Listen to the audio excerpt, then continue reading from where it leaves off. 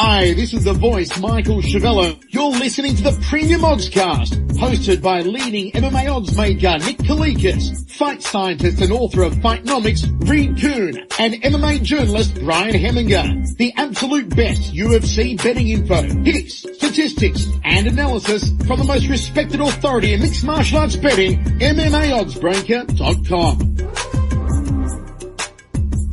Welcome to the Premium Oddscast, presented by 5 Dime Sportsbook. I'm Brian Hemminger, joined today by leading mixed martial arts oddsmaker Nick Kalikas to break down this Saturday's UFC on Fox 26 event, which takes place in Winnipeg, Manitoba, Canada. If you're unfamiliar with our format, Nick and I will break down the fight card from top to bottom, providing extensive analysis and a pick for each fight after doing our film study for the event. Looking back at our last event, we lost 0.98 units after going 1-1 on our premium bets for UFC Fight Night 123. We also lost our 1 unit free bet for Glory 49. Back to the present, UFC on Fox 26 features a 12 fight card in total and will be aired on UFC Fight Pass, Fox Sports 1, and Big Network Fox this Saturday night. Let's dive right in. Now, kicking things off on Fight Pass is a welterweight contest between Nordine Taleb, who is 13-4, and Danny Roberts, who is 14-2. Now, Nick, where did you open this fight, and how has the public shifted things so far? Up in Taleb, minus 155, the comeback on Roberts at plus 115. Looking over at our sponsored sportsbook, 5dimes.eu. Currently, it's Taleb minus 150, the comeback on Roberts at plus 130. So line margins have tightened up a little bit. There is two-way action coming into this fight. Not surprised. I mean, this is kind of a tricky fight to pick. Although I do lean a little bit more towards Taleb. I mean, both of these guys are talented for sure. They both have finishing ability, and they both have a little bit of hype. I mean, they both earn a lot of respect at the betting windows, typically speaking, depending on who they're matched up with. So being matched up against each other, I mean, Roberts especially is a guy that I think a lot of people, want to pull their wallet out and lay down some cash on. I mean, was known as a finisher before he came into the UFC. There was a lot of hype behind him, and he's performed relatively well. I think he's underachieved thus far, but you could tell he is getting a little bit better. I mean, he suffered that loss to Perry, and I think that he bounced back nice against Nash. Of course, he needed a win like that. He needed a finish to, I think, get back on track and get his confidence going again a little bit more. But overall, I mean, I think Roberts is dangerous, like I said, especially on the feet. On the ground, if you put him on his back, he's shown he's capable of finishing fights there as well. So I think out of the finishes, back and forth here, I think Roberts has the edge in actually winning inside the distance. But Taleb, I think, is still the more complete fighter, and I think he's a little bit ahead of Roberts right now overall. I think on the feet, it's going to be pretty close. I do like Taleb's boxing a little bit better, and I think on the ground, I think Taleb's wrestling is better, and he could probably avoid Roberts' submission attempts on the ground as well. So I think he gets top position, and he's able to control the fight more often than not here in this matchup against Roberts as well. So I think it is going to be a competitive fight. I think it'll go back and forth a little bit, but I do think that Taleb will be dictating and controlling the pace of this fight, and he'll probably mix in some takedowns along the way. And it doesn't hurt the fact that this fight is in Canada, and obviously, Taleb training with TriStar and living there. He's gonna, I think, not have, I guess, negativity going against him, at least, put it that way, and the crowd's gonna be on his side, so it can't hurt his chances here on the scorecards if it does go. So with all that being said, I think it should be a really good fight, but I'm leaning a little bit more towards Taleb to get the job done. I like Taleb as well. These guys are about the same size, but I just think Taleb is a little bit more physical, and he mixes things up a lot better. Obviously, Danny Roberts is a power threat. He has heavy hands, and he can knock people out, but he's also a bit chinny, and I think that he can be exposed on the ground as well. Roberts doesn't have the greatest conditioning, as evidenced by, getting in a couple real sloppy fights against, Dominique Steele and then the Mike Perry loss where, he was just fading and then just ate a big shot at the end and just went down. And the other thing you have to factor in is even though Roberts does have a submission victory in the UFC, I mean, he has 0 takedowns, 0 takedown accuracy. I mean, he doesn't really look to get the fights to the floor. He's more reactive on the ground. And I think Nordine Taleb, with, the elite training that he's getting, he should be well prepared for anything that Danny Roberts is going to throw at him. I would honestly be floored if Roberts caught Taleb with an armbar from guard or a triangle choke or something. On the feet, this is a more competitive fight. I think Taleb mixes it up better with some thudding body kicks. He has a bit of underrated power. I think that he's starting to step into his strikes a little bit more. Obviously he had that awesome knockout against Eric Silva, but, overall, I would say that, Roberts, in terms of pure one-punch power, clearly is the more dangerous threat. But with Roberts not having the greatest chin, not having the greatest conditioning, and being a little too comfortable off of his back if he gets taken down, I think this is a very winnable fight for Taleb. He clearly has to avoid wading through big power strikes or eating something heavy on the way if he's looking for takedowns. But if Taleb can mix things up, I think he'll be competitive with Roberts on the feet. And then if he gets Roberts thinking about the takedown, that might allow him to win a stand-up fight. And if he is able to get takedowns, I think that'll just allow him to win at least a decision. So I like Nordine Taleb as well. Now, the other Fight Pass bout is a welterweight contest between Jordan Meehan, who is 29-12, and Eric Silva, who is 19-8 with 1 no contest. Now, Nick, what's the MMA oddsmaker's perspective on this one? Hopping Meehan minus 160 to come back on Silva at plus 120. Right now, looking over 5 times, it's Meehan minus 135 to come back on Silva at plus 115. So line margins have tightened up and a little bit more dog action coming out Silva. Nothing too crazy though, because there is 2-way action on this fight as well. Not surprised by that either, because man, this is a tough fight to call. I mean, to be honest with you, how can you trust either guy at this point? Talk about underachievers. I mean, both these guys are so talented. I mean, I thought we would see one or even both of these guys eventually get a UFC title shot. That's how much potential and how much talent these guys have. Finishing ability off the charts. I mean, offensive skill set, period, off the charts. I mean, everything across the board. These guys can strike. These guys can submit you. These guys have wrestling to go along with it, everything. But the problem is gas tanks and chins. I mean, these guys have shown that, you know, they can dish it out, but at times they can't take it. And their conditioning is to be, you know, I mean, disappointing at times as well. So they have a lot of holes in their games, and it's starting to show because these guys are suffering losses that they shouldn't really be suffering. I mean, with their skill sets, like I said. So I don't know. I'm having a hard time to back either guy here, even if for a pick, it's that difficult for me, because I think that Meehan overall probably is the more dangerous and more technical striker on the feet. I think he can do a little bit more damage. I do trust his chin a little bit more as well. Not all that much, but I still do slightly here in this matchup against Silva. I think Silva is the better ground fighter though overall. He's the more dangerous submission artist obviously as well. And his defense is better on the ground in that regard. So I think he does have an edge if it goes to the ground, and even on the feet. I mean, Silva does have some knockout power. You cannot take this guy lightly.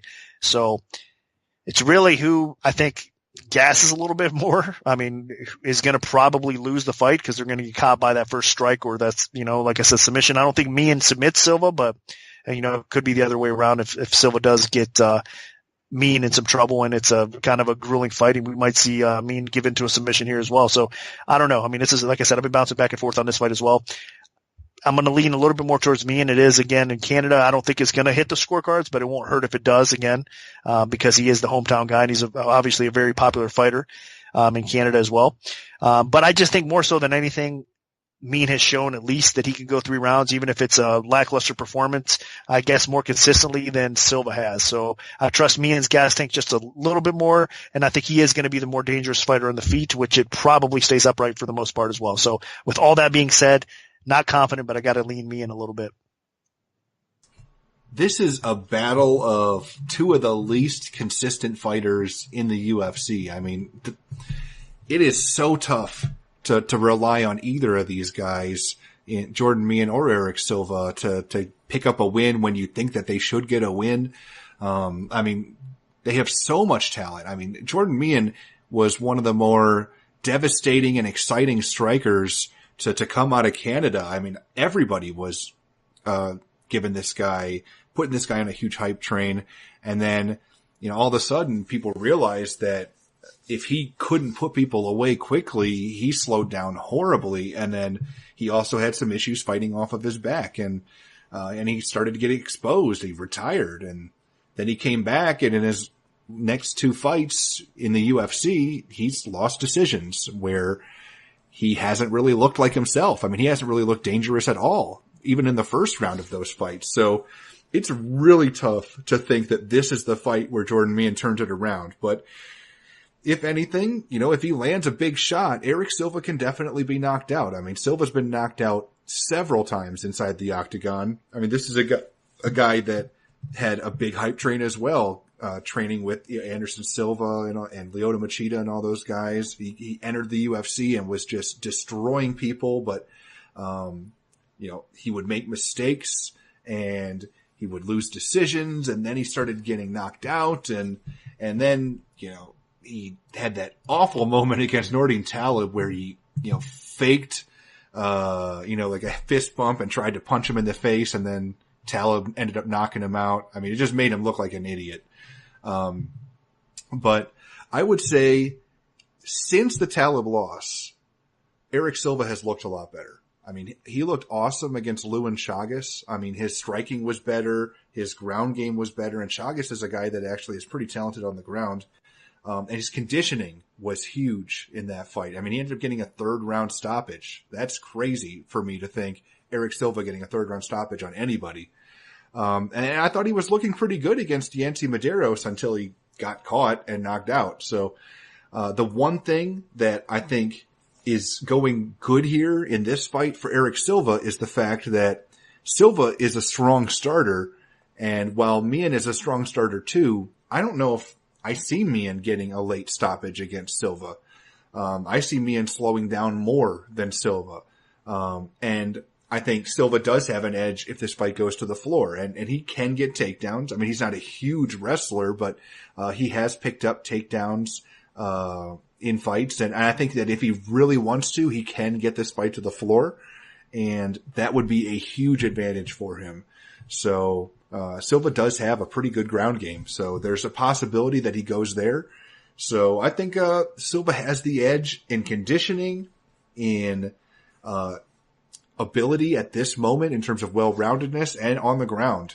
And on the feet, Meehan probably is definitely the more technical boxer, and Meehan has the better chin.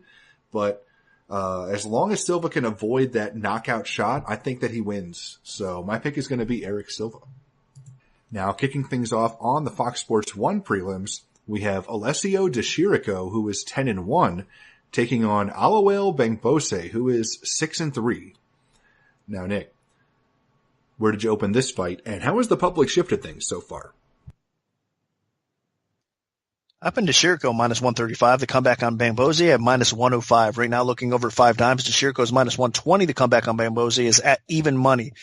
So line margins have tightened up. This line actually flipped early on. Bengbose was a slight favorite when the early action came in, and now we're seeing De Chirico the favorite again as we're getting a little bit closer to fight time. So there is 2 action in this fight as well. Another difficult one. I mean, De Chirico, talk about underperforming so far in the UFC. This guy's another one that, internationally had a little bit of buzz, had a little bit of hype around him. I mean, he's a quality fighter that also has a complete skill set overall.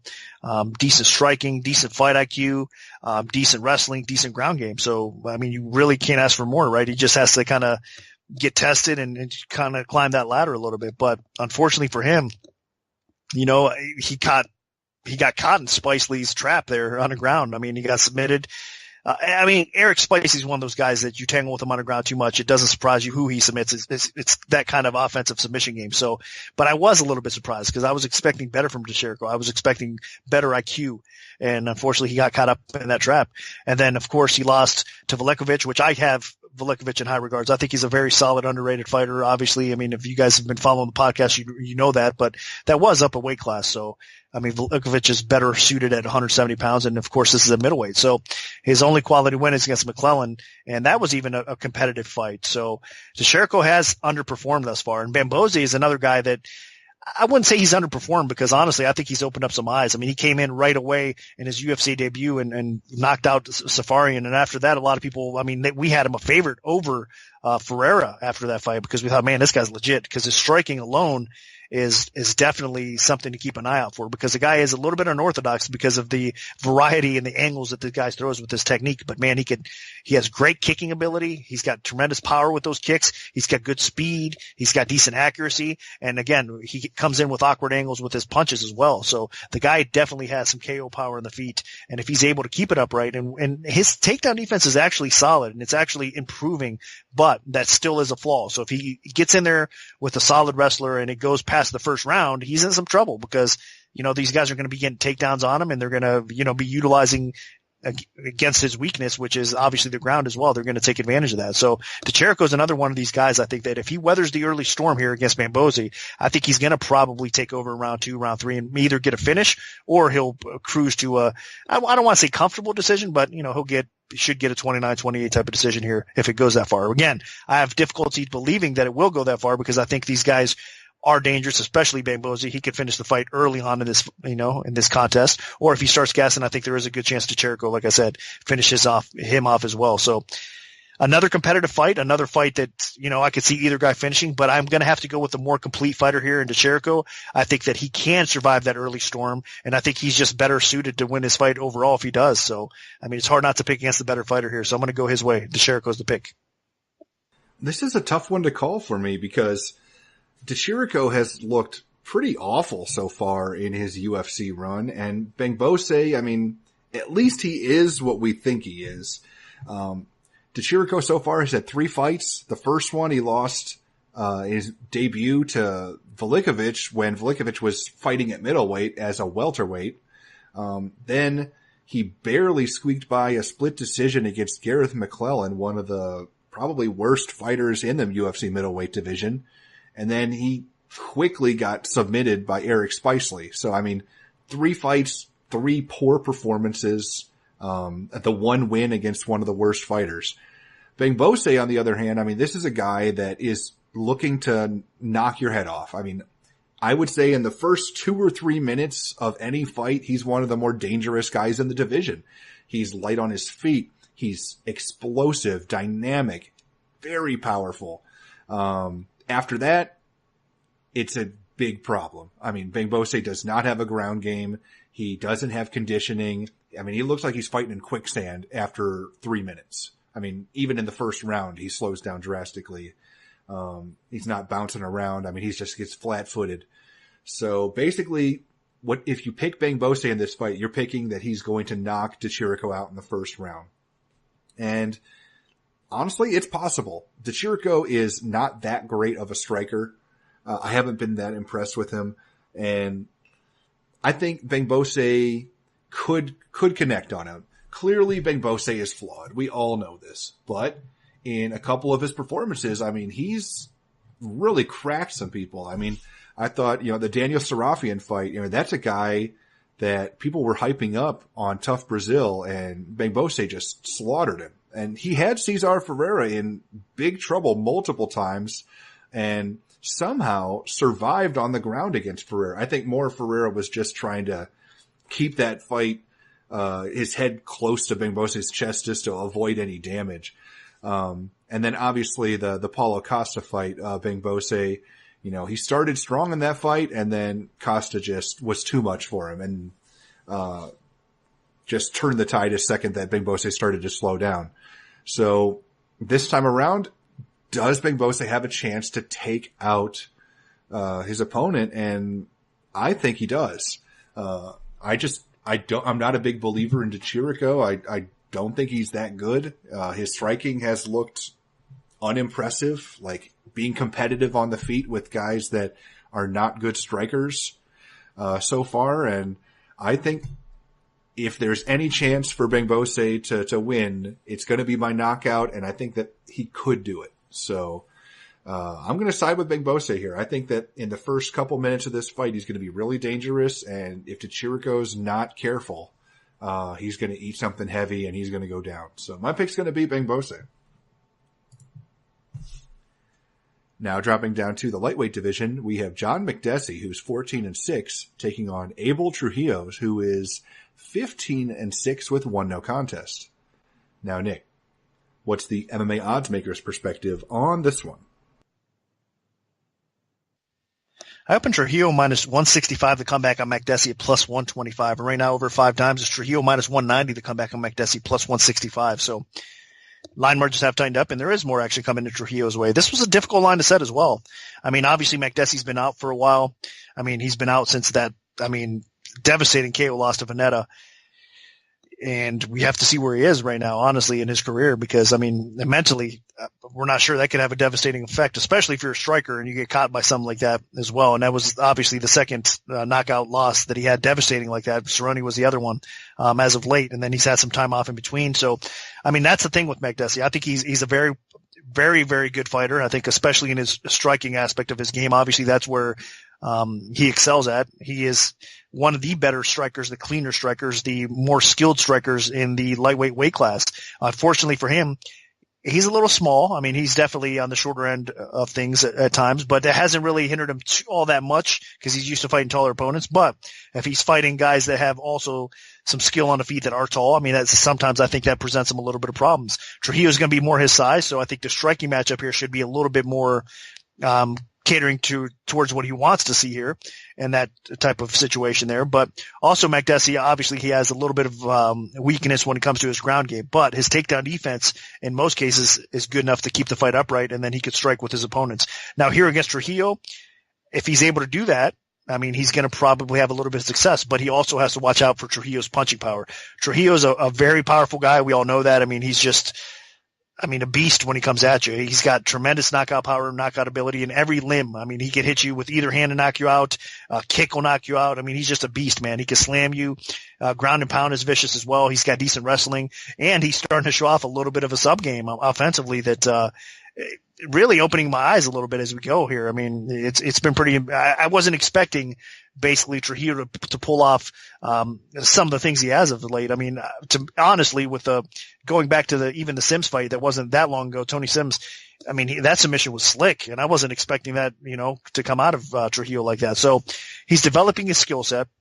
He's faced really good competition, and his cardio at times is questionable for sure. That's one thing that bothers me about Trujillo, and he can't get in these firefights, and his chin obviously could be tagged, and he's been knocked out before. So you got to kind of be cautious, approach that with cautious as well. But I don't know. I think this is going to be a really good fight. I think Makdessi is the more technical striker. He can have success here, but I guess I'm picking against Makdessi in this fight only because he's been a little bit, a little bit more inconsistent with his performances and his time off and whatnot as well. So I think Trujillo's in a better spot right now than Makdessi is, but it's another one. There's quite a few of these on this card that I'm not ultra confident in, and a lot of people that are just laying the price on Trujillo. I'd be careful. I would not lay over 2-1 on Makdessi because he's such a good striker, and this matchup is a decent one for him as well because he's going to have some success, I think, in this fight as well. So tough one. But I'm going to lean a little bit more Trujillo. I just trust him a little bit more at this stage in his career as well. So the pick is Trujillo, but again, be cautious if you're betting this fight. John Makdessi is a talented fighter. I've been a big fan of his ever since I watched his spinning back fist knockout at the UFC Toronto show. So for me to think that Abel Trujillo has a good chance to beat him, it says a lot. And it also says a lot about where I think Makdessi is at this point in his career. I think the highlight of his career was getting an opportunity to step in and fight Donald Cerrone. And, he had a close fight against the Cowboy.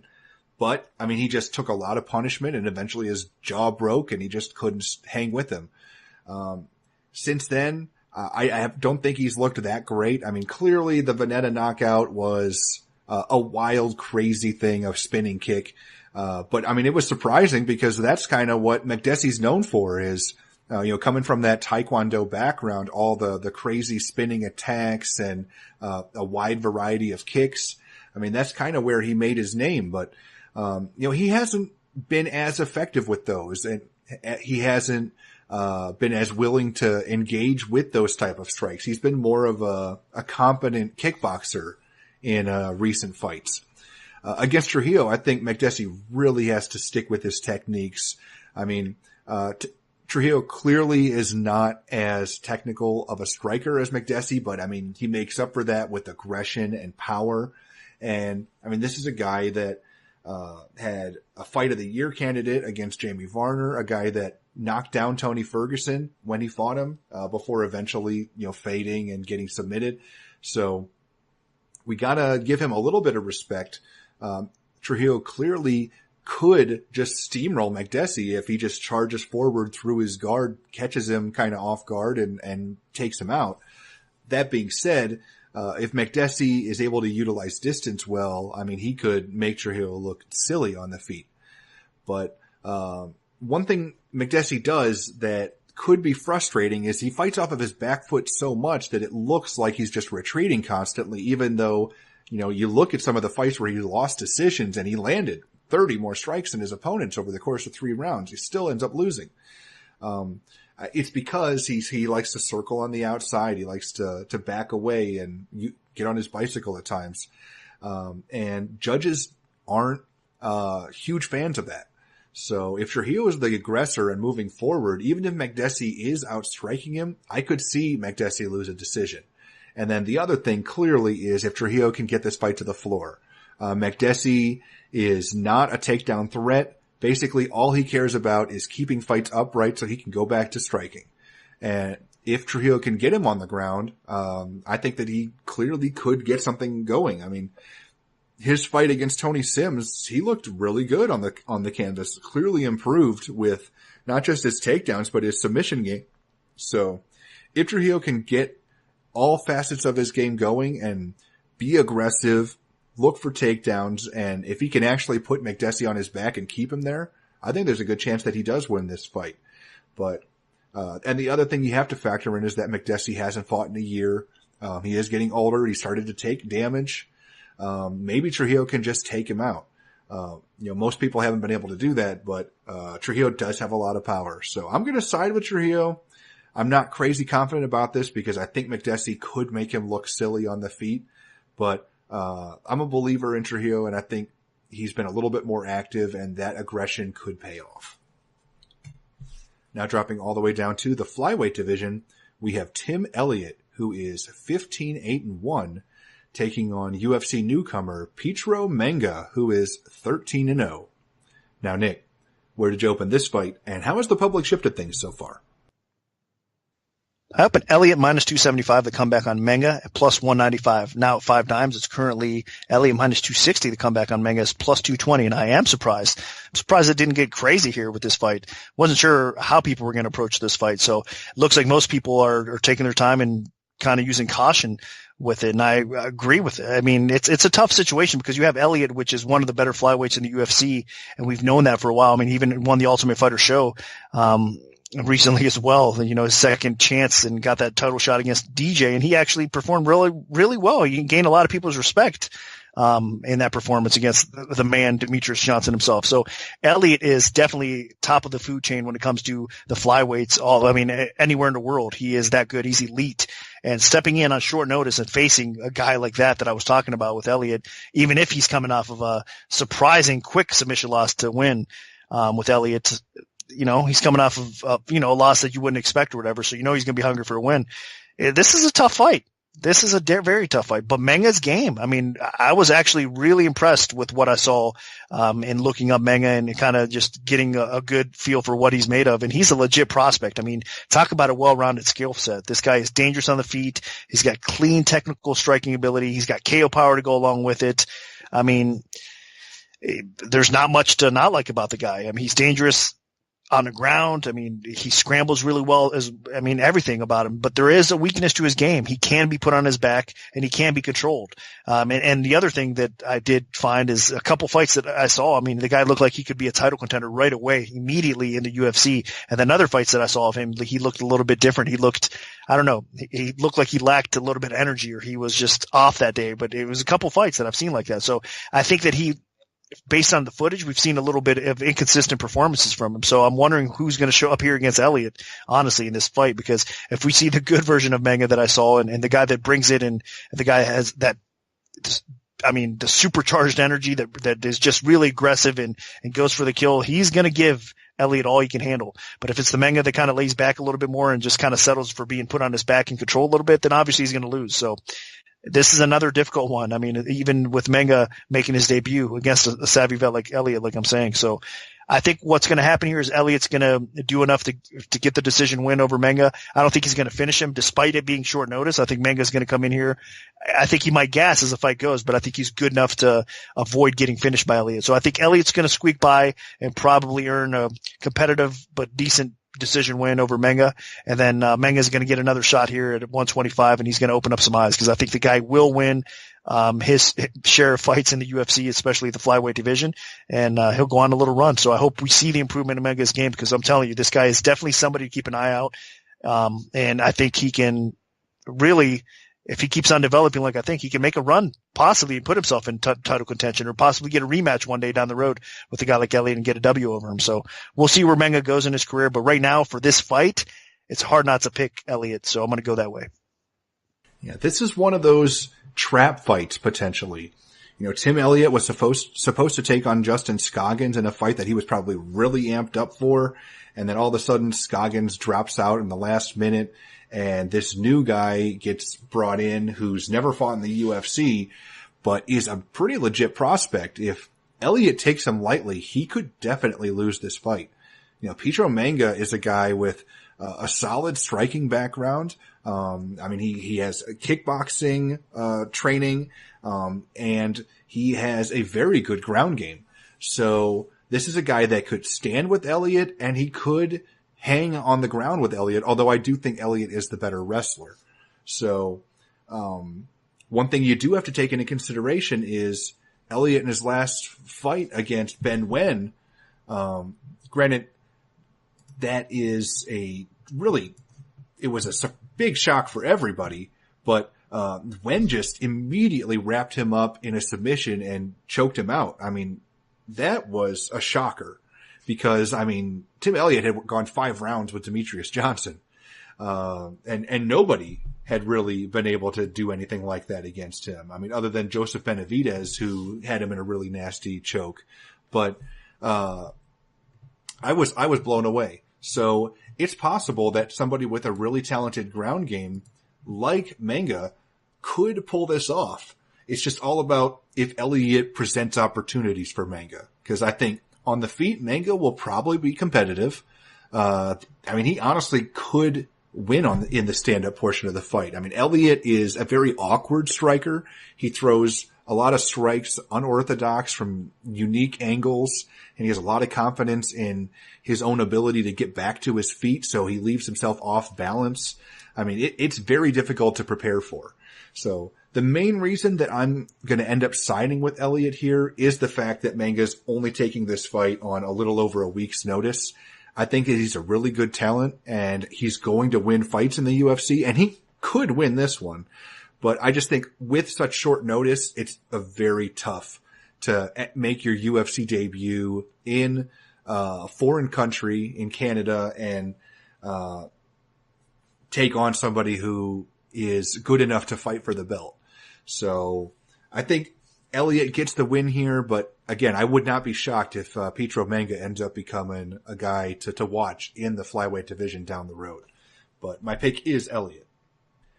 Now moving up to the welterweight division, we have Chad Laprise, who is 13-2, taking on Galor Bufando, who is 5-2. Now, Nick, what's the MMA odds makers perspective on this one? I put Laprise minus 150 to come back on Bufando at plus 110. And right now, over at 5 dimes, is Laprise minus 160 to come back on Bufando is at plus 140. So again, line margins have tightened up. A little bit more action coming in on Laprise. And talk about a difficult line here as well. I mean, you're setting a line on somebody like Laprise, which is a solid, established veteran in obviously the UFC welterweight division. And you're giving him a guy like Bufando, which is, he's had 7 fights in his pro career and nothing remotely close to the experience that Laprise has had thus far. And even in his UFC debut, I mean, Bufando got a guy like Charlie Ward that he was able to defeat. So that's not saying that much because, again, Ward is not the highest caliber of opponent that you can get in there with. But that being said, Bufando is a crazy good striker. I mean, the guy is more than impressive. on film and his background. I mean, the striking ability and the unorthodox technique that he uses and his just his kicking ability. I mean, it's phenomenal. And the thing is, he utilizes that karate, that kickboxing, that sport karate, everything, the combination of his striking technique actually works in the cage really well. He's able to adapt it like some of the other guys that come from a kickboxing, sport karate type of background. I mean, like, for example, Wonder Boy, there's a lot of kickboxers that can adapt and make their way into the UFC and have success. But I mean, a certain few have. And again, I mentioned Wonder Boy because he was one that obviously excelled and got his way to the top. Bufondo's another one that has basically translated his striking ability into the cage thus far. And again, he hasn't had that high caliber experience yet, but a win over Laprise will get him that. So, I mean, Bufondo is definitely a fun guy to watch. I mean, he's athletic, he's powerful, he's explosive.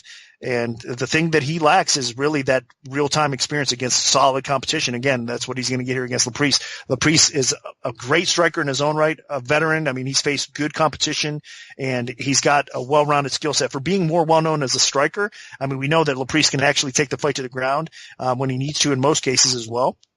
He has a little bit of a BJJ game. I mean, that's not what's going to highlight his game. You don't really have to worry about Laprise subbing anybody, honestly. So it's not like he's going to go after, even though here, that is what you want to exploit. So I wouldn't be surprised maybe now that I'm saying all that if Laprise does get it to the ground, if he tries to take his back or whatever and explore a rear naked choke or something of that nature. So wouldn't be shocked if that happens because that's kind of a smart thing to do considering the situation here in this fight. But typically speaking, Laprise isn't going to look for a sub. He's going to look to stand and bang. If he can't have success on the feet, then he's going to look to grind you out on the ground and probably, on his way to a decision win. So he's a savvy vet. He's got good experience. He's got knockout power in the feet in his own right. So this is a great matchup here. I mean, it's either going to be Laprise having to weather an early storm and just kind of doing what he does and getting the win either midway through or late on the scorecards, or it's Bufondo just doing what he does and going out there and just destroying Laprise quick like. So, this reminds me somewhat of the fight that we were talking about earlier with Bambosi and DeChirico, but I think this is even a different situation for me. I like Bufondo actually better. I think Laprise is going to have trouble weathering this storm, and I think Bufondo is going to have another highlight reel type of knockout, honestly. I think that's what happens. I think he's just going to be too fast, just too explosive, and I know Laprise, like I said, I'm not counting him out. I don't think he's an easy out at all, but I think Bufondo is going to have a highlight reel knockout here, and he's going to really open up some eyes. So I do think he wins, as crazy as that sounds, against a guy like Laprise. I'm giving him respect as far as the betting window goes, and it's not really going crazy the other way. So I think a lot of people do respect Bufondo as far as betting against him, at least, because it's not going nuts, like I said. So I do think there is some value as well. I think it's dog or pass situation here because you really do have two strikers going against each other here. And I think Bufondo is just the better striker. Now, again, Laprise is above and beyond that, and he does have that edge like I just mentioned, but I don't think he's going to be able to utilize it here. I think Bufondo gets it done. So the pick is Bufondo, and it's going to be inside the distance for me.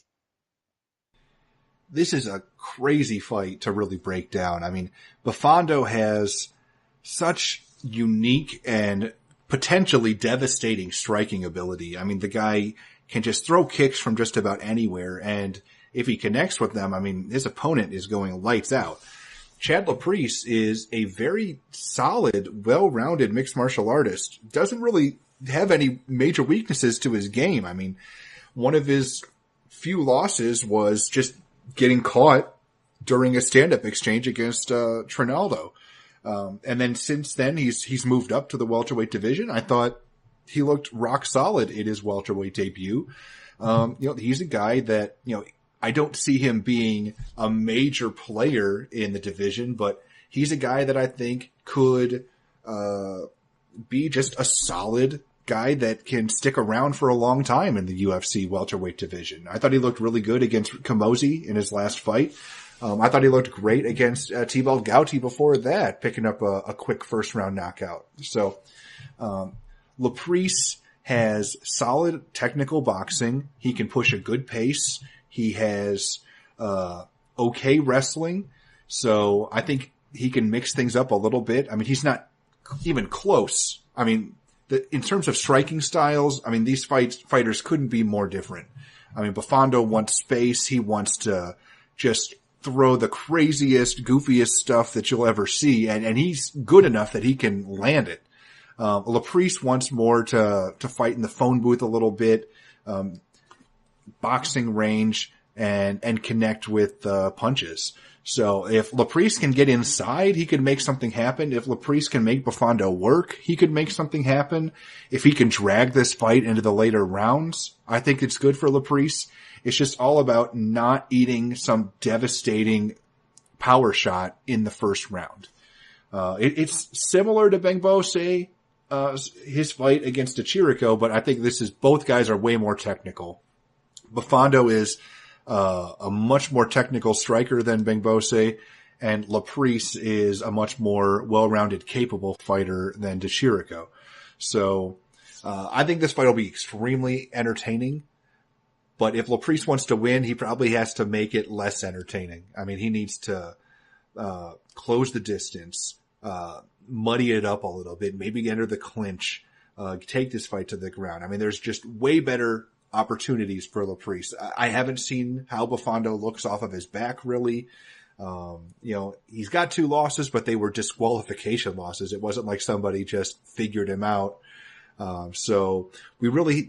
There's just a lot that we don't know about Buffando, and I think that this is the fight that you're going to learn what he's capable of, because clearly he was just being fed someone in his UFC debut, and he made mincemeat out of him.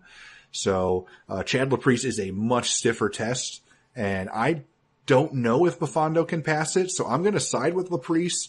But, I mean, Buffando clearly has the capability of knocking him out at some point if he can connect. So my pick is Laprise, but I'm definitely nervous about this one. Now, moving up to the middleweight division, we have UFC newcomer Julian Marquez, who is 6-1, taking on Darren Stewart, who is 7-2 with 1 no contest. Now, Nick, where did you open this fight, and how has the public shifted things so far? I opened Marquez minus 270, the comeback on Stewart at plus 190. Right now, looking over 5 dimes, it's actually Marquez at minus 350, the comeback on Stewart at plus 290. Now, there is some 290s out there, minus 290 at Bookmaker right now, minus 284 at Pinnacle. Looking over the Donbest screen in Vegas is like minus 270s, 260s. So they haven't quite caught up to the 3-1 mark, but it will get there. So those of you guys that like Marquez, if you can get under 3-1 right now, it's probably time to throw him in a parlay or get him in there straight, because if you'd like him, I think it's going to close around where 5 dimes is now, or maybe even higher. So under 3-1, get on it. Right now at 350 where it's at in dimes, I think it's you got to kind of be careful and cautious at that price, because again, I am really pleased with what I've seen from Marquez overall. I mean, the guy's a beast in his own right as well. Now, again, this is at middleweight. He won his fight on the Dana White Contender Series show. I mean, by impressive fashion as well over Phil Hawes, which is obviously a highly touted prospect in his own right as well.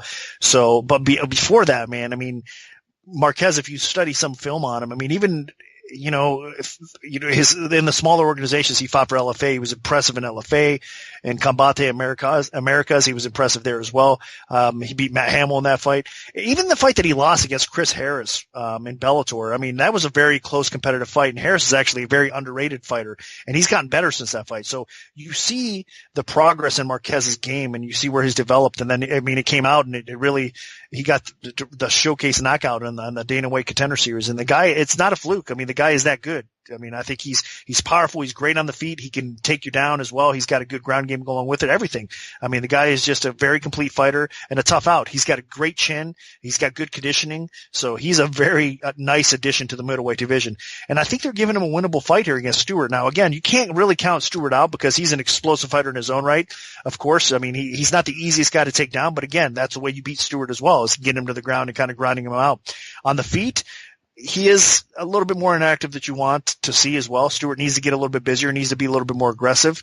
But if he does land and connect, man, you could be some serious trouble. So Marquez definitely has to watch out for Stewart's power on the feet. And Stewart also goes for ground as well. I mean, he does have some wrestling, judo background as well. He does go for the takedowns. I mean, he goes after it and tries to get you to the ground. And then from top, he can be dangerous and has some power as well. But overall, I think this is a difficult matchup for Stewart. I just think he's outclassed almost in every area across the board here. So I opened Marquez a solid favorite. Obviously, the bettors out there, for the most part, agree in that, assessment, and they're coming in that way as well. So I think Marquez is the right side here, and I think he's going to probably end up finishing Stewart along the way. If he doesn't, I think he's going to win still 30-27, 29-28 type of decision across the board for Marquez as well. So I'd be surprised if he loses his UFC debut, his official one, I guess I should say.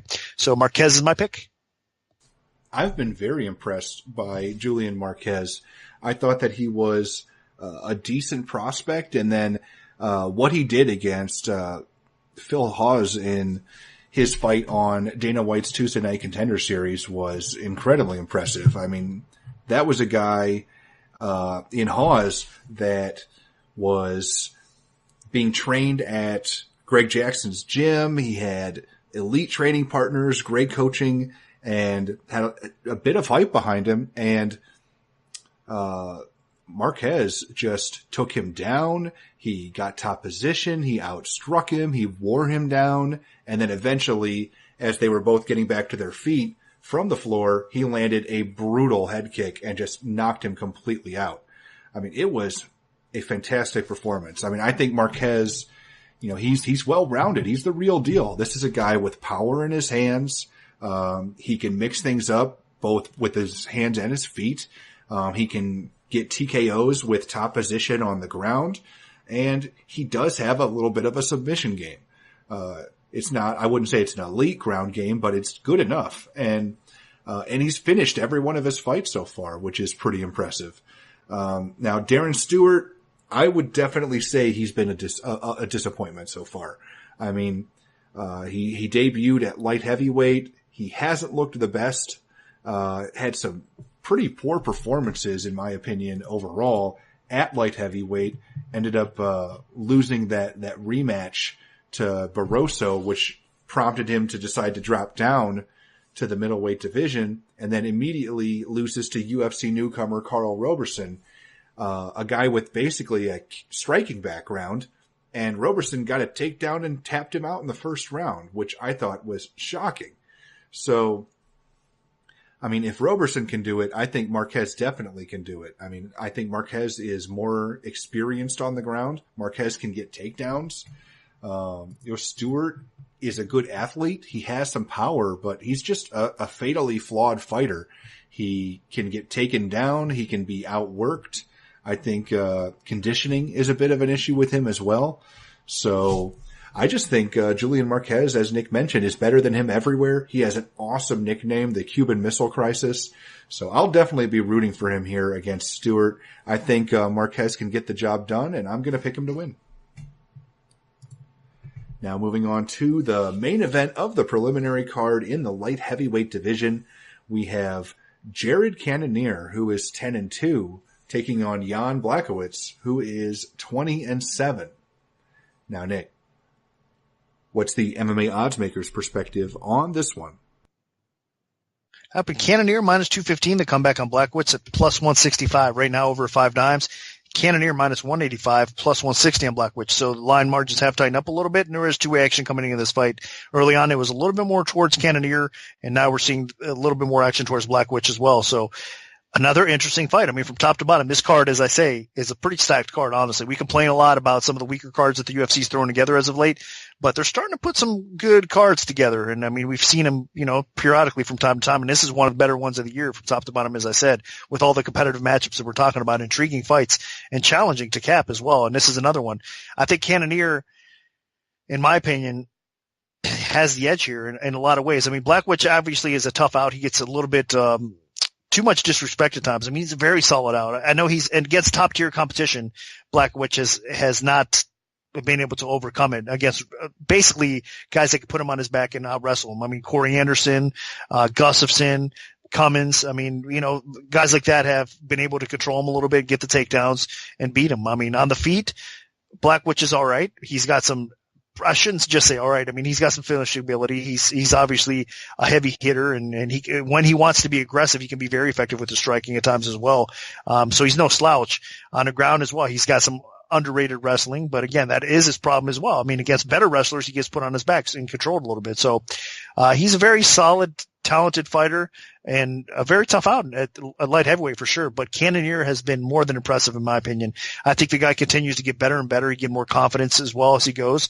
I mean, even that loss to, Glover Teixeira, you can respect it. I mean, Glover's at the top of the food chain when it comes to light heavyweights for a long time. I know a lot of people are going to think we're going to get into his fight next, obviously, but a lot of people believe he's declined, and I understand that, but still, I mean, surviving and not getting finished on the ground for the time spent for Cannonier on the ground against Glover just says a lot in my opinion. So his submission defense is very solid. And then his striking, obviously, his offense is on par. I mean, it's on point, man. He's got really good power.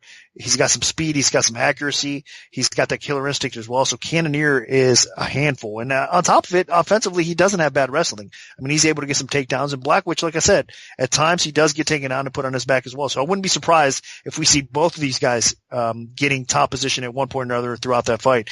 But I think more so than not, these guys, their takedown defense is probably going to be effective enough to keep the fight upright. And it probably turns into a striking battle. If that's the case, then I do favor Cannonier in that spot. I think Cannonier, again, his hands are going to be the difference here. I think he's going to be able to land a little bit more consistently and do a little bit more damage along the way. So I do think Cannonier wins.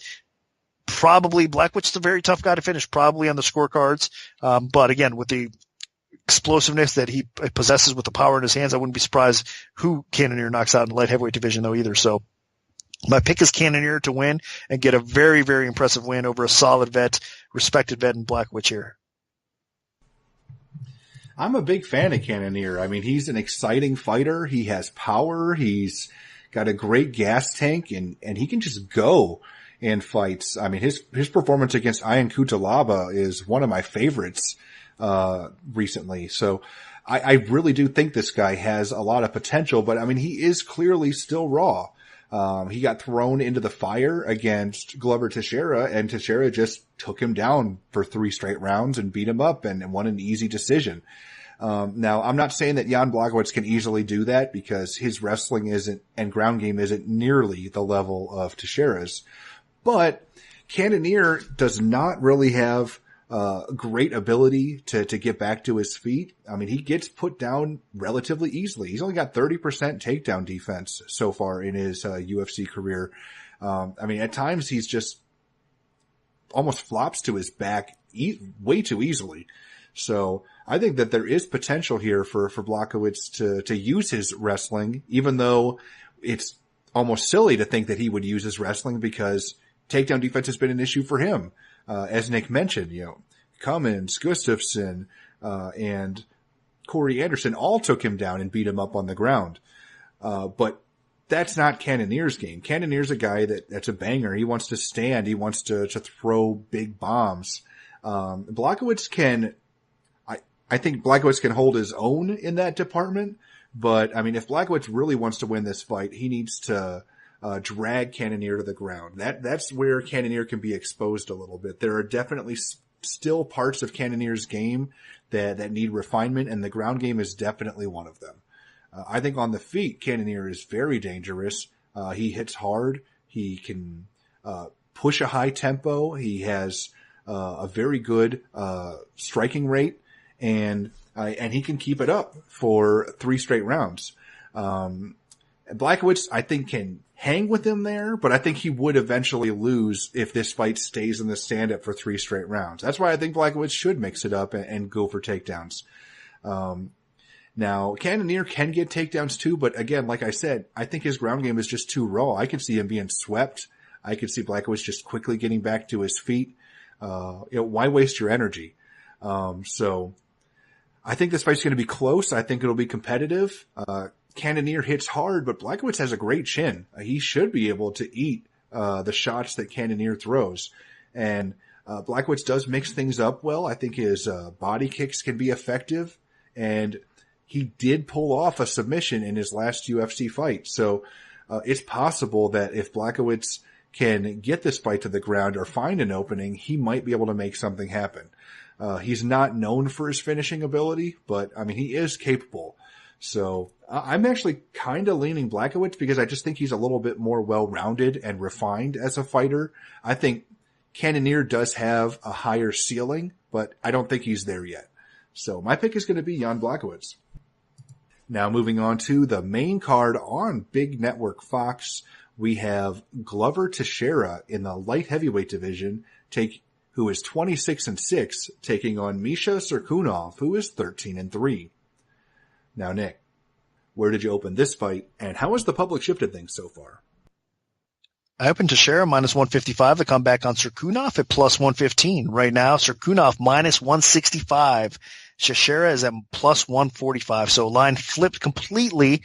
And I'm a little bit surprised. I guess not too much because I know the popularity of Cirkunov is crazy. I mean, even from his UFC debut, a lot of people got behind him and known that he was a guy that a lot of people have been talking about and wanted to see him in the UFC. So he got in there, and then he started just destroying everybody. So what else can you say? Cirkunov, I mean, made a splash right away and followed it up with impressive, wins. But then unfortunately for him, he suffered his first defeat recently, and it was the hands of Volkan Ozdemir, who is actually fighting for the title next against Daniel Cormier. So he's getting a title shot, not based off that alone, but that was, one of the stepping stones along the way, obviously, for Ozdemir to get that title shot. So Cirkunov got destroyed by Ozdemir, and a lot of people might think it's a fluke or whatnot. I mean, Ozdemir is a dangerous guy, so you got to give him a lot of credit for that. But that being said, I mean, I don't know. It might have exposed Cirkunov a little bit as well. I mean, fighters get caught. Look, that was his first knockout loss in his career, obviously. So I don't think Cirkunov his chin is garbage or anything like that, of course. And again, I think Ozdemir has a ton of power. So I understand it, but he is coming off of his first, devastating loss of his career. And then he's facing a guy like Teixeira, which is I don't even want to say what kind of veteran he is. I mean, the guy is championship caliber. I mean, he made it to a title shot, obviously, for a reason. I mean, the guy's in the BJJ world, in the jiu-jitsu world. I mean, throughout the years, he's been known as just, an outstanding competitor, one of the best. I mean, he's so elite on the ground. It's unbelievable. That's where his game really is highlighted the most. I mean, Teixeira on the ground is, again, on another level, even though Cirkunov is known for his jiu-jitsu game as well. I mean, that's the funny thing here. I mean, you basically have a jiu-jitsu stylist going against a jiu-jitsu stylist here, but obviously they've evolved and they've molded their game to work really well, and they've developed stand-up games for the UFC as well, for the octagon, and obviously as part of the sport, they've just rounded out their game, so they're more than just jiu-jitsu practitioners at this point, but that's what they're known for. But I think there's a difference between Cirkunov's jiu-jitsu and Teixeira. Honestly, in my opinion, I put Teixeira a level above it, so I'd be shocked if Cirkunov is able to submit Teixeira, but I wouldn't be that surprised if Teixeira was able to submit Cirkunov on the other hand. So Teixeira definitely has an edge on the ground. On the feet, I think actually Teixeira has an edge on the feet as well. I do lean his way. Now, Cirkunov can be dangerous. I understand Teixeira, again, what I just mentioned last fight, a lot of people believe that he's declined. I mean, he's a shell of himself. He's probably on the way out the door, whatnot. I mean, it could be. We'll see, because, I mean, unfortunately for Teixeira, he's coming off of a devastating knockout loss as well. I mean, Gustafsson was able to get him deep in that fight too. I mean, that's the thing with Glover. He has been in these wars, recently, and, especially in the octagon, since he made it over the UFC. Those fights, some of the fights that he has had against John Jones, has been grueling. Against Gustafsson, that was a grueling fight as well. Of course, getting knocked out by Anthony Johnson. So I get it. The guy's 38 years old. He's getting knocked out. He's been in grueling wars. He's just not going to be the same fighter. I understand that, but I still think he has an edge over Cirkunov. I just think he's the better fighter still. And I think if he doesn't get caught and knocked out and his chin survives, I don't see how Cirkunov beats him. I don't think he beats him on the scorecards. And again, I don't see Cirkunov stopping him outside of maybe landing something on that chin of Teixeira. So if Glover does not get knocked out, he's going to win this fight, in my opinion. So I'm going to pick Glover to win it. I just think he's a better version of Cirkunov, whether it's on the feet or on the ground. I just think the only true advantage that Cirkunov here in this spot has is his age. I mean, and probably his durability overall. But again, we'll see how that goes this weekend. So my pick is Teixeira. I think all of you guys that came in on Cirkunov are wrong, honestly. And I think Teixeira is going to make you all pay for it. So go Teixeira. And I'm actually going to side with Nick's cheerleading here. Glover Teixeira is an extremely talented fighter. And when he faces people that can't just blow him out on the feet and avoid the ground, he does a really good job. I mean, you look, guys that he can expose the ground game, he gets them on their back and he either submits them, TKOs them, or wins a decision, like he did against OSP, like he did against Cannonier. Guys that he can knock out on the feet still, he goes and does that. I mean, you look what he did against Rashad Evans. So, he's slowing down. He's older. His chin isn't the best, but, he's still a very dangerous fighter and somebody that, you definitely have to respect in the division. Glover still has a lot of power. And Misha Cirkunov, man, that was such a letdown of a performance. His last bout against Ozdemir, I mean, he was wild. He was out of control and just charged forward and just ate a shot that didn't even look like it was thrown that hard. And I mean, it just knocked him out. It was amazing, actually. But it kind of reminded me of Fabricio Verdum when he took on Stipe Miocic. I mean, there just wasn't a lot of respect for Stipe's power, and Verdum just started charging forward, winging shots at him, leaving his chin exposed, and Stipe just caught him clean on the chin and knocked him out. That was kind of Misha's moment there, where, you know, maybe he had a little bit too much confidence in his chin and just didn't respect Ozdemir and ended up paying for it. So Cirkunov is a guy that's well-rounded. He's younger than Teixeira. He's I would say a slightly better athlete than Teixeira. Cirkunov, I don't think he has the same level of power, but he also does have a very good ground game. I mean, the ground game is his strength, honestly. I mean, he gets guys to the floor. He taps them out, but is he as good on the ground as Teixeira? I don't think so. I think Glover has as good, if not better, wrestling. I think Glover has a better submission game, and I think Glover can get top position if these guys are getting into scrambles on the canvas. The only thing I'm really concerned about is chin strength. Cirkunov got knocked out of nowhere by a shot that didn't look like it was thrown that hard, but I mean, that was thrown by Volkan Ozdemir, and that guy is fighting for the title next. So, you know, it's not the worst thing in the world to have a loss, a stoppage loss to a top contender. So Glover, on the other hand, he has been brutally knocked out. Anthony Johnson brutally knocked him out. Alexander Gustafsson just beat the tar out of him and finally knocked him out. And then, Ryan Bader even had him in big trouble before, Glover turned the tides on him. So, Glover's chin, I would say, is definitely, in a worse position than Cirkunov's in terms of the damage he's taken in fights. But I still think that, Glover has some to offer. The only thing that really concerns me is the fact that, when Glover fought Gustafsson, he took so much damage. And that was this past May. That was his last fight. I mean, he ate some big shots, and then eventually it was a 5th round TKO. So if Glover can bounce back from that, I think that he can defeat Misha Cirkunov. I think he can beat him on the feet. I think that he can beat him on the ground. If Glover's a step slow, if the damage he took in that fight is going to cost him a little bit more of his own talent and ability, then Cirkunov could win this. I mean, Cirkunov could knock him out. Cirkunov does have some pop in his hands. I don't think he's a really technical striker, but he's quick, and he could lunge in and connect with something and knock Glover's block off. It's very possible. But I'm going to side with the Brazilian here. I think the veteran still has some tricks up his sleeve, and I think Glover does have the ability to beat Misha Cirkunov here, whether it's by knockout, decision, or maybe even a submission, because Cirkunov has had some issues early in his career against some grapplers, and he got tapped out. So maybe Glover could bring some bad memories back for Cirkunov. So my pick is going to be Glover as well. Now dropping down to the welterweight division, we have Santiago Ponzinibbio, who is 25-3, taking on Mike Perry, who is 11-1. Now, Nick, what's the MMA oddsmaker's perspective on this one? Up in Ponzinibbio minus 175, the comeback on Perry at plus 135. Right now over 5 dimes, it is Ponzinibbio minus 190, the comeback on Perry at plus 165. So line margins have tightened up. And again, there is two-way action coming in this fight, because early on it was Perry. Now as we get closer to fight time, we're seeing some back on Ponzinibbio. So there's decent action on both guys here.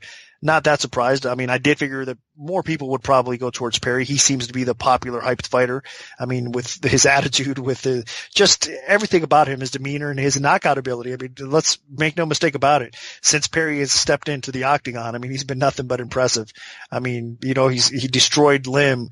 He beat Roberts, you know, late in that fight as well. And again, the knockouts of Ellenberger and Reyes as of late too. So 4 out of 5 guys he's knocked out, and then the one loss that he has was against a very respected striker in Japan. So Perry's done well for himself, and I think he's only getting more confidence, and he's only going to get better. I mean, that's a scary thing for Perry. I think that his game is still raw, and he's only going to develop. I mean, overall, he's got a decent wrestling background as well. He's got decent takedown defense, but it's his striking and it's his punching power that definitely is his best attribute. Here against Ponzinibbio, though, I don't know if that's going to be enough. Ponzinibbio, in my opinion, is by far the better overall fighter. Ponzinibbio is the better striker here as well. So, I mean, Perry has that big punch he can land, and Ponzinibbio does have a somewhat of a suspect chin. We got to admit that. I mean, Ponzinibbio has been, caught knocked out. Unfortunately for him, I mean, Larkin was able to catch him recently and put him out. And then, of course, earlier in his career as well, he got beat, back, I think it was in, or 2011 or something as well. So Ponzinibbio is the type of guy typically that if you catch him and you rock him, he can survive it and then he comes back and he's okay. But I mean, against Perry, you don't want to be in that situation. Perry does have that killer instinct. If he rocks you, he's probably going to get rid of you. So, Ponzinibbio just needs to fight smart, but he is the better fighter. Like I said, I think he can utilize angles and his diverse striking ability. I mean, he's going to throw a lot more from his tool set than Perry will in this fight overall. So I think he's smarter. I think he's better, and I think he's probably going to come away with a win. So the late action as we get closer to fight time, I think is correct.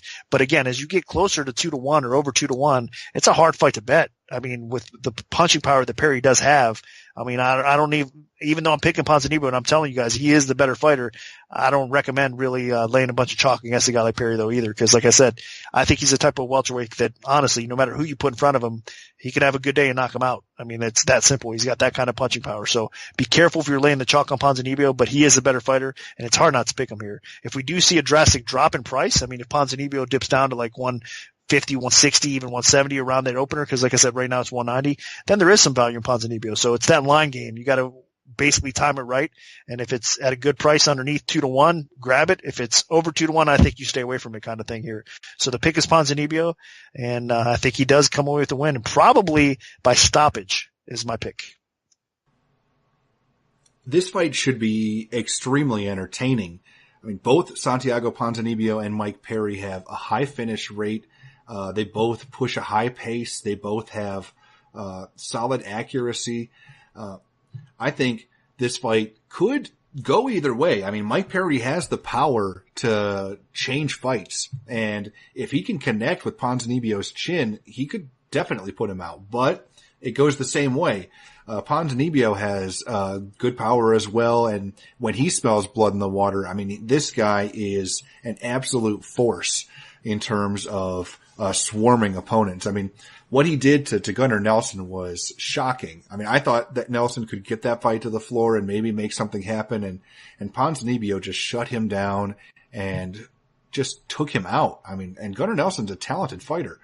Ponzinibbio is a guy that has been able to rack up a pretty impressive winning streak now, 5 in a row in the welterweight division. And while Nelson was the first ranked opponent, I think that he's looked incredibly good in all of his fights. He took on guys like, Nordine Taleb, who's further down the card, but I mean, Ponzinibbio just outworked him over the course of 3 rounds to unanimous decision. He had excellent takedown defense against Zach Cummings. I mean, he showcased a lot of different aspects of his game. And the Nelson was kind of just the cherry on top to kind of announce him to the top 15 in the UFC welterweight division. And I think he's going to stay there, because Mike Perry, while he's dangerous and brash and has that, me against the world personality that some people hate, a lot of people hate, and some people love, people like to watch Mike Perry just to see what happens in his fights. And I think Perry just isn't as technical as Ponzinibbio.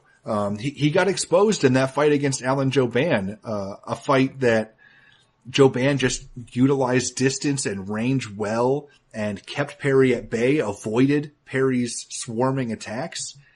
If Ponzinibbio is able to do that, I think he's going to be in great shape against Perry. Ponzinibbio is a ferocious striker, but he can be patient if he needs to be. So this could be a really good, important test for him, because if Ponzinibbio is overly aggressive, Perry's going to make him pay. But if Ponzinibbio can force Perry to come to him and then just start picking him apart, I think he's going to be in really good shape. While Ponzinibbio does have not the greatest chin, I mean, he did get knocked out by Lorenz Larkin. I think Perry definitely has some chin issues as well. Joe Bann had him in a world of hurt multiple times, and Perry has been hurt when he was outside the UFC as well. So I think this could be a showcase fight for Ponzinibbio. I think that he does win in convincing fashion, probably by a first or second round knockout. But Ponzinibbio cannot take Perry lightly because Perry has devastating power, and if he can connect with something heavy, Ponzinibbio could be going for a ride. But my pick is going to be Ponzinibbio. Now this takes us to the co-main event of the evening. We have Ricardo Lamas, who is 18-5, taking on Josh Emmett, who is 12-1. Now, Nick, where did you open this fight, and how has the public shifted things so far?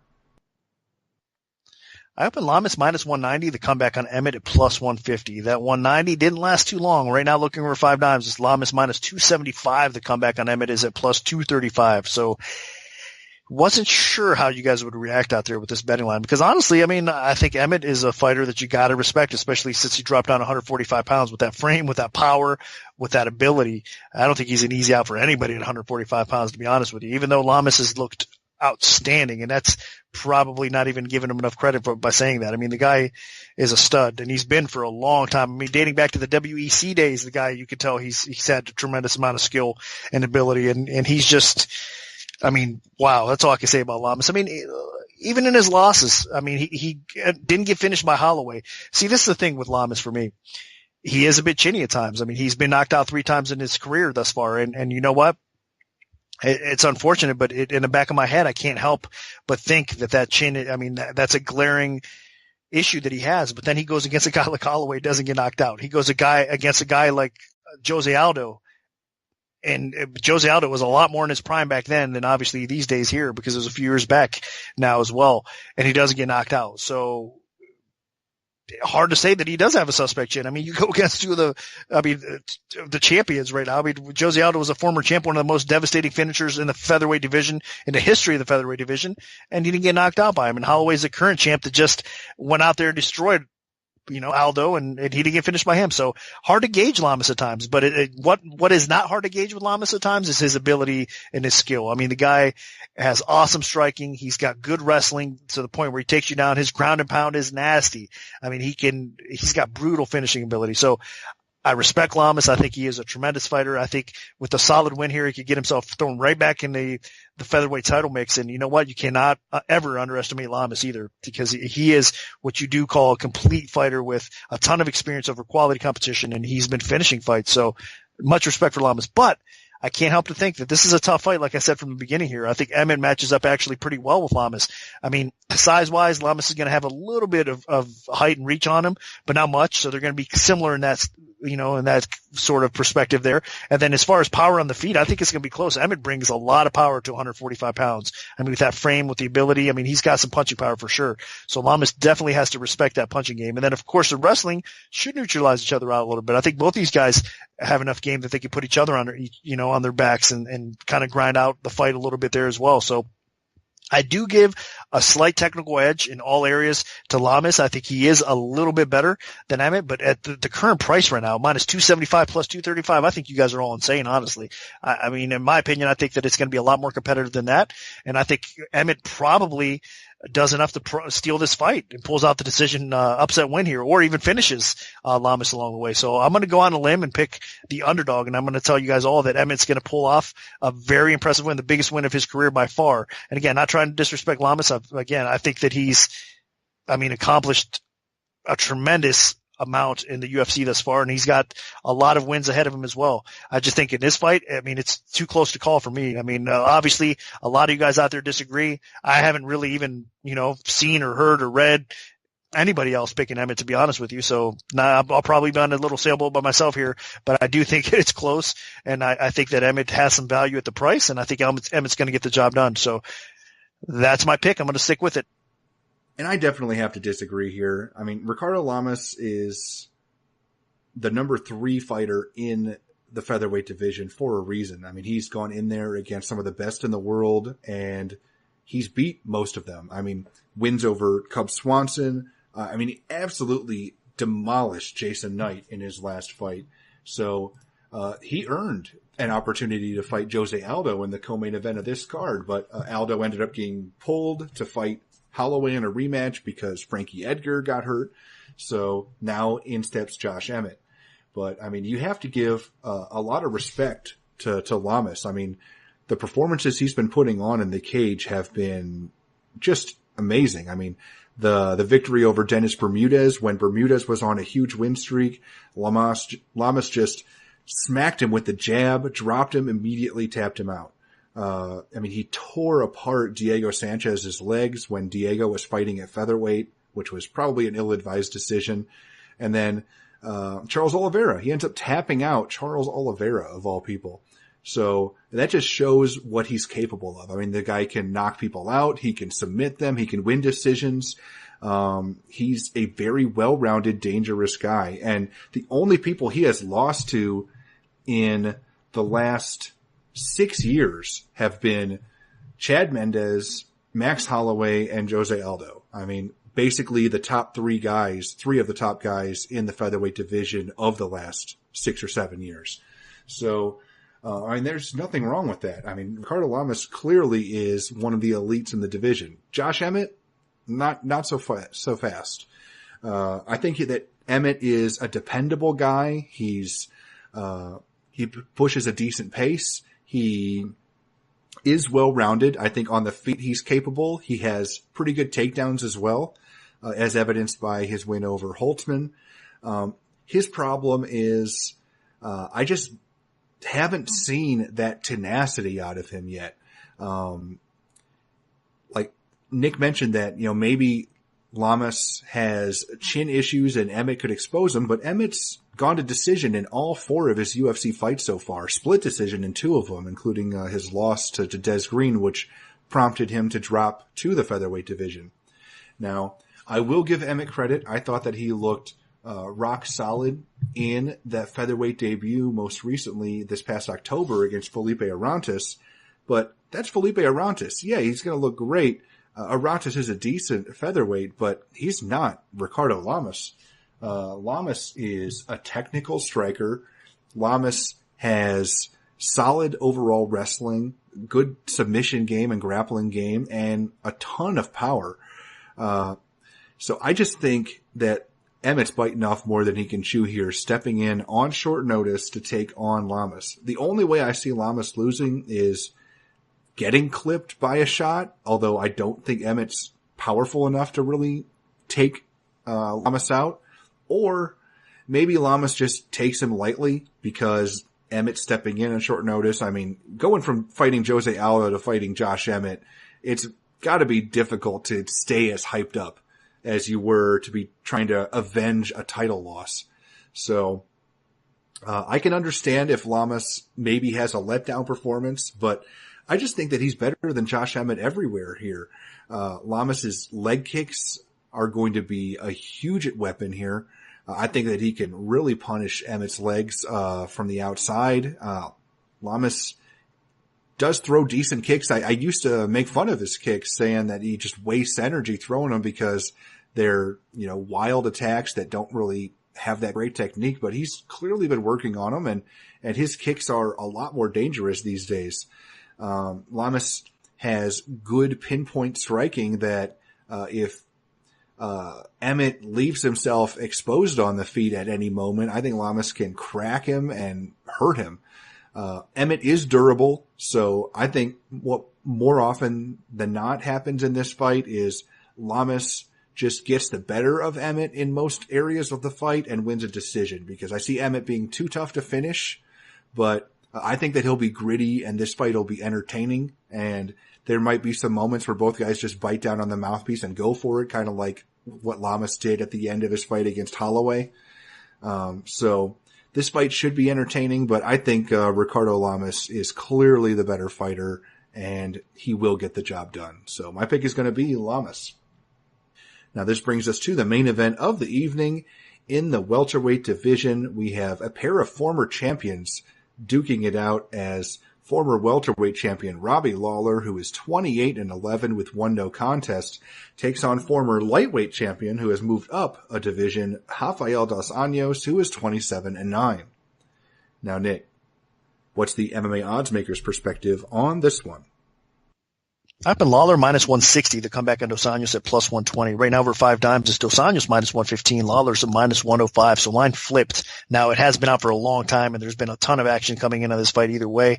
But as of late, as we get closer to fight time, there's more coming in on Dos Anjos. So I'm not really that surprised. I mean, Dos Anjos, in my opinion, has definitely looked like the better fighter as of late. Obviously, Lawler was the welterweight king there for a while, and then Woodley kind of put an end to that in devastating fashion fairly quickly. But again, Dos Anjos was a lightweight king for a while, and then obviously Eddie Alvarez put an end to that as well. So Dos Anjos moves up to welterweight, and as he does that, I mean, he looks pretty good. He's faced 2 solid guys right away off the rip. Saffiedine, which he's never going to get enough credit for winning that fight against. I mean, he looked good. He deserved that nod. And then Magny in his last fight. I mean, Magny was on his way, putting himself into a title mix at one point as well. Now Dos Anjos running through him as well. 2 very, very impressive wins over solid welterweights that are actually, I mean, obviously have a size advantage over a guy like RDA as well. So that's my concern a little bit with his height and fighting at 170 pounds. I thought he was going to be a little bit undersized, but obviously the weight cut was a drastic one for RDA. And I mean, so far he's been able to handle the big boys fairly decent. So, I don't think it is going to be a big issue from what we've seen thus far, obviously. So Dos Anjos is a talented fighter, obviously a very complete skill set in his own right. I mean, the guy, again, more well known for his jiu-jitsu game and his run game, but he hasn't really shown it in the octagon because in the UFC he's been obviously striking with people more than anything else. And I mean, obviously he's got a wrestling game. He goes in after takedowns as well, and he's able to finish by sub, but it's a striking that I think stands out the most in most people's minds. I mean, his ability to mix this up. And then again, if he needs to get a takedown, he can do it. In most cases, his wrestling's really good. So there's a lot to like about Dos Anjos' game, and he's a finisher as well. But he's facing Lawler, and in my opinion, I mean, the guy's been around forever, and what he's done recently in the last few years here, you have to take your hat off to the guy. I mean, I would have never thought back in the day that Robbie Lawler would get to a point where he'd win the welterweight strap in the UFC this far, and you know what I mean, this far along the line. So it's hard work. It's the will to win, and it's wanting it. I mean, it's the desire to become champion. That's what Lawler did. And obviously he surrounded himself with great training partners. American Top Team was a great influence on him. I mean, a lot of factors came into to make him champion, but I mean, he carried that role really well. And again, talk about devastating knockout power. Lawler has it. I mean, the guy's a warrior. He hits like a truck. I mean, he's going to continue to be always one of the hardest hitting welterweights there is out there. But unfortunately for him, it does seem like he could be on a little bit of decline. I'm not just saying that because he only got knocked out by Woodley. I mean, he's been in some wars lately. That Condit fight was really close. A lot of people felt that it could have went Condit's way. I understand that as well. Even in the last fight against Cerrone, that was a close fight as well. Another war. I mean, the McDonald wars that he's had. He's been around for so long and just the fight years that he has. I mean, he's above and beyond his age of 35 for sure. So that's where the decline factor, that's where the non-confidence comes in with Lawler. That's the only thing that kind of makes you scratch your head and say, hey, is this guy really still have it? And that's all being said with, again, 1 loss out of his last few fights against Woodley. So maybe we're discounting him a little bit too much. I mean, because he's proven time and time again that the guy puts the work in and you cannot count the guy out. So in my opinion, a lot of people are counting him out. That's why I'm saying that against RDA here. I'm going to side with Lawler. I think that it will be a tremendous fight. I think both these guys have the ability to win this fight as well. I just think we're writing Lawler off a little bit too much. I think he is going to be the physically bigger, stronger fighter here. And I think if they get in a firefight, I think right now I do trust Dos Anjos' chin a little bit more, but not enough to sway me in his direction yet. I think Lawler can deliver the goods as well, and I think that with his size and his power and the ability that he has, and everybody counting out, the former champ here in Lawler, I think he's going to open up some eyes here as well. So I'll go against the grain, and I will pick Lawler to defeat RDA in what should be hopefully a very interesting scrap. I think it's going to be a great fight, and I'm looking forward to it. But my pick is going to be Lawler to win. For however long this fight lasts, I think it's going to be extremely entertaining. I mean, Robbie Lawler has been in some of the most exciting fights I've ever seen in the history of watching UFC fights. And Rafael dos Anjos has really become a force in the latter half of his UFC run, becoming a very well-rounded mixed martial artist instead of just a submission specialist. Lawler, the one thing that I'm concerned about is the impact of all those crazy fights that he's had. His chin is not nearly what it used to be. I mean, the fact that Woodley was able to take him out so quickly is a little scary, but I will give him credit. He went and rested and didn't just go back and return right away after losing his belt like Michael Bisping did and get blown out again. He came back about a year later and took on Donald Cerrone and won a decision. It was a entertaining scrap. So, he's playing it smart. He's not, going crazy trying to take a ton of damage. I mean, but he has taken a ton of damage, especially when he was champion fighting those 5-round main events. There were moments where he would just get beat on and then turn it on in the 5th round and then just win back the fight. That happened against McDonald. That happened against Condit. It's something that he kind of taps into. It happened, I think, the 5th round against Hendricks, the second in the rematch. So Robbie Lawler is a warrior. He's somebody that I will never doubt, ever, again. But I do think that Rafael dos Anjos might have the recipe for beating him. Lawler relies on kind of turning it up at the right moments and having very good takedown defense. He does not stay on his back for long. I saw a crazy stat that he's never attempted a submission his entire career. He's fought 40 fights. And he's never even attempted a submission. I just think that's hilarious. And he's never fought outside the United States until this card. Granted, it's Canada, so it's not that far out of the United States. But still, this is his first time fighting outside of the United States as well. So, Lawler, as much as he's been around and been there and done that, he has added more to his game. I mean, the real focus on the takedown defense, the sprawling and brawling, the ability to put that pressure on his opponents. It's become much more disciplined as he went on that title run. And Dos Anjos could have his hands full here because on the feet, Lawler is going to be the bigger guy, the stronger guy. He's going to have 4 inches in reach, 3 inches in height. Dos Anjos might have to get takedowns to win this fight, and Lawler has, rock solid takedown defense. So, and if he does get taken down, he usually pops back up. The last guy that I can even remember beating him with takedowns was Tim Kennedy back in Strikeforce, back when Robbie was in his kind of, who cares phase. So, Lawler clearly cares at this point in his career, and I think Dos Anjos will have his hands full trying to take him down, but Dos Anjos might be able to get him on the feet. I really have a lot of respect for the improvements he's made in his stand-up ability. He can crack with his left hand.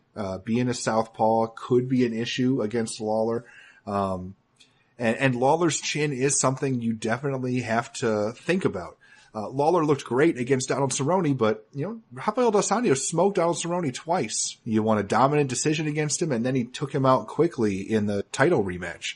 So, maybe Dos Anjos is going to present a bigger threat here. And personally, I think Dos Anjos can put a lot of pressure on Lawler and maybe force him to fight defensive. And that's not something he usually likes to do. So I think Rafael dos Anjos, with the way that he can mix things up with his punching, with the kicking game, which can be devastating at times.